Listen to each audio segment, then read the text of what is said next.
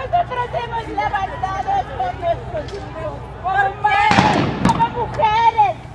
Ahora, esos que gritan vagos quieren decirnos cómo luchar. Ahora, esos que hambre no han sentido quieren decirnos cómo es la paz. Ahora, esos que vociferan indios quieren decirnos cuáles son nuestros derechos.